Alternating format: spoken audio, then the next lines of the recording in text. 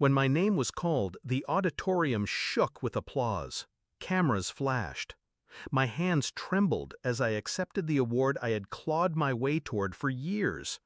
But the seats I'd saved in the front row, 5 of them marked with their names, remained empty. My family wasn't there. As I left the stage, the medal cold against my palm, someone brushed past me, a stranger, a whisper in my ear, "Welcome home." And when I looked down, there was a key in my hand. My phone buzzed, 66 missed calls, all from my family. I didn't answer. Growing up, I was always the background child. My sister was the beauty, my brother the golden boy. I was the afterthought. I worked, studied, sacrificed. Every milestone I reached, they met with silence. When my research got published, they shrugged. When I was promoted, they barely looked up from their wine glasses.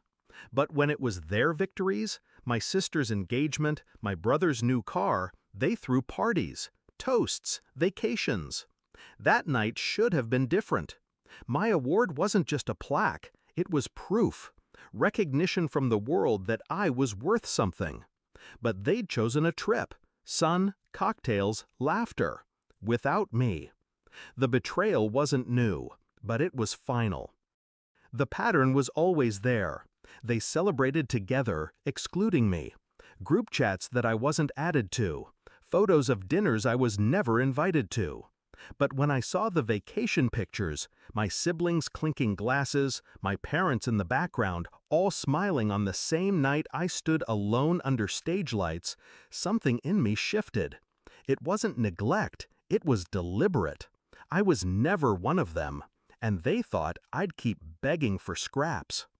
The shift. I didn't cry. Not that night. Not anymore. Instead, I stared at the key. The stranger's words echoed, "Welcome home." It took me a moment to realize. It wasn't random. The key was to my aunt's house, the one she'd promised me years ago in whispers my parents dismissed as fantasy. She'd said, "One day they'll see you don't need them. One day this will be yours." That day had come. The house wasn't just a home, it was wealth. In her will, everything had been left to me, quietly, legally, unbreakably. The papers were finalized months earlier. My parents thought they were executors. They weren't. And the key wasn't just symbolic, it was real power. The next morning, while my family was still away, I moved in. My aunt's lawyer met me there, documents in hand. I signed everything. Bank accounts, properties, assets, all mine. By the time they landed from their trip, their cards were frozen, their access revoked. That explained the 66 missed calls. They thought I was still the forgotten child. They hadn't realized I was already the heir. The confrontation came 2 days later.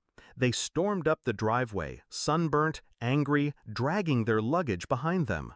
My mother's voice was shrill. "What is going on? Why can't we access the accounts? Why is the lawyer saying you're in charge?"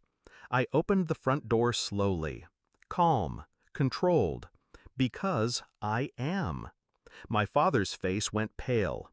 My sister scoffed. My brother laughed like it was a joke. I handed them copies of the will, black and white, my aunt's signature, the court seal. Their laughter died. "You manipulated her," my father spat. "No," I said evenly. "She saw me. Something you never did." My sister's voice cracked. "This isn't fair." I almost smiled. Neither was missing my award night. But here we are. The unraveling was immediate. Without access to the accounts, their vacation debts hit hard. Creditors called. Their lifestyle, trips, restaurants, designer clothes, crumbled in weeks. They begged me for help, left voicemails filled with apologies that sounded more like demands. But I never raised my voice, never cursed. My revenge was silence, paperwork, locked gates. I gave them nothing. Now I sit in the library of the house they once dismissed as an old woman's burden. My medal rests on the mantel, gleaming in the sunlight. My phone still buzzes sometimes with their numbers. I let it ring. Because here's the truth. They taught me I was invisible.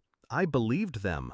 Until the night I stood on that stage, key in hand, 66 calls lighting up my screen, and I realized I never needed their applause. I only needed their absence. That was my award. That was my homecoming.